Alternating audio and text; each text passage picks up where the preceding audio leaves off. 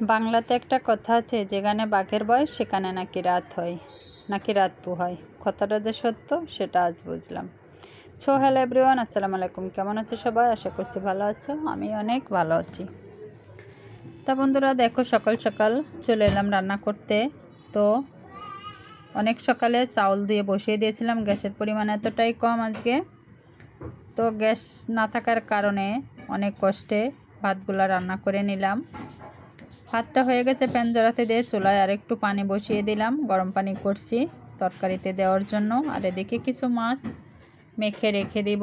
মাছগুলা অনেক পরে আমি ধুয়ে একটা তরকারিতে দিয়ে রান্না করব এই জন্য। তো তরকারিটা রান্নার জন্য যে প্রসেসিংটা আমি এখন করে নিই। কড়াইতে কিছু পরিমাণ তেল দিলাম আর কিছু টমেটো কেটে নিলাম একটু বড় বড় করে, যাতে এটা গলে একেবারে না যায় এই কারণে। আর আলুগুলো একটু চিকন চিকন করে কেটে নিয়েছি, যাতে তরকারির সাথে আলুটা পারফেক্টলি সিদ্ধ হয়ে যায়। তাই এগুলো এখন আমি ঢেলে দিয়ে লবণ দিয়ে দিব, কিছু মরিচের গুঁড়ি, হলুদের গুঁড়ি, পেঁয়াজ রসুন বাটা, কাঁচা মরিচ কাটা সব একসাথে দিয়ে মেখে নিব ভালো করে। এখানে মেখে নিয়ে তো হাতে মাখিয়ে রান্না করতে হবে, কারণ গ্যাস নাই। এত পাটে পাটে করতে গেলে কখনোই সম্ভব হবে না। তো তরকারিটা মাখানো হয়ে গেছে, সেই মাছগুলা ধুয়ে নিয়েছি, সেগুলাও দিয়ে একসাথে মেখে নিয়ে পাশের চুলায় গরম পানি বসিয়েছিলাম, সেই গরম পানি দিয়ে তরকারিটা বসিয়ে রান্না করে নিব। তো অনেক কষ্ট হচ্ছে রান্না করতে, আজকে গ্যাস নাই, যেমন তেমনই বৃষ্টি, তার সাথে রয়েছে কারেন্টটাও নাই। আজকে যে কারেন্ট থাকবে না এটা আমরা বলতেই পারি না। ট্যাঙ্কিতে পানি নাই, মোবাইলে চার্জ নাই, ওয়াইফাই নাই, গ্যাস নাই, সব মিলে আজকে একেবারেই মেচাকার অবস্থা। তা দেখো, গরম পানিটা দিয়ে তরকারিটা বসিয়ে দেওয়ার প্রায় 20 মিনিট পরে এসে একটু ঢাকনাটা আলগা করে তোমাদেরকে একটু দেখাচ্ছি। তরকারিটা হচ্ছে খুবই আস্তে আস্তে, চুলাটা একেবারে নিচু করে দিয়েছি, দিয়ে রান্না করতেছি। তো আবার ঢাকনা দিয়ে ঢেকে দিলাম। এটা কিছু সময় পরে নামিয়ে নিব। আর পাশের চুলায় দেখো, কড়াইতে কিছু পরিমাণ পাতিলে তেল দিয়ে মাংস রান্না করব, তার প্রসেসিংটা করে নিব। তো তেল দিয়ে তার ভিতরে মাংস দিয়ে এখন কিছু এলাচ আর তেজপাতা দিয়ে দিলাম। এখানে পেঁয়াজ বাটা, রসুন বাটা, আদা বাটা সব কিছুই আছে একসাথে, তো সেগুলোও দিয়ে দিলাম। তার সাথে দিয়ে নিব কিছু মশলা বেটে রেখেছিলাম, সেই মশলাগুলো, এগুলো দিয়ে কিছু পেঁয়াজ কুচিয়ে করে রেখেছিলাম, সেগুলো দিয়ে লবণ দিয়ে দিব। লবণ দিয়ে হলুদ দিব, মরিচ দিয়ে দিব, মরিচটা একটু বাড়িয়ে দিব, আমরা একটু মরিচ বেশি খাই। তার সাথে দিয়ে দিব কিছু রাঁধুনি গুঁড়া মশলা গরুর, সেটা দিয়ে এখন এটা সুন্দর করে মেখে নিব। এত সুন্দর করে মাখবো কারণ এটাতে আমি আর হাত দিব না। তরকারিটা কোটাকাটা করতে অনেকটা মরিচ লেগে গেছিলো, হাত জ্বলছিল, এই কারণে এটা দিয়ে ভালো করে মেখে নিব।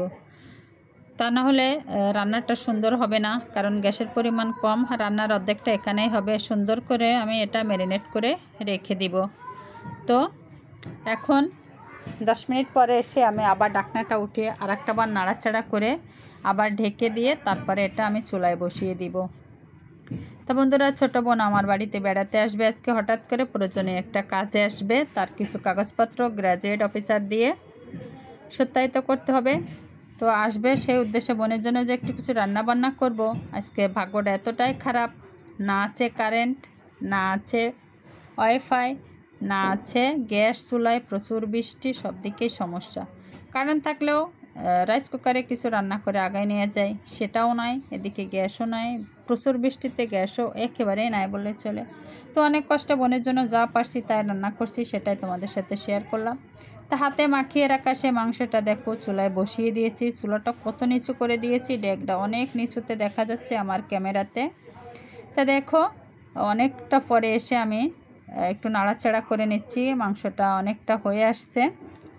এখন সেই কেটে রাখা আলুগুলা দিয়েছিলাম, বেশি না, 5 থেকে 6 পিস আলু দিয়েছি এখানে। তো এটা আবার একটু ভালো করে নাড়াচাড়া করে ঢেকে দিব। দিয়ে আসলে ভিডিওটা করতেও সমস্যা হচ্ছে, মোবাইলে চার্জ নাই, কতটুকু পরিমাণ করছি কতটুকু পরিমাণ আবার অফ রাখছি, এভাবেই করছি।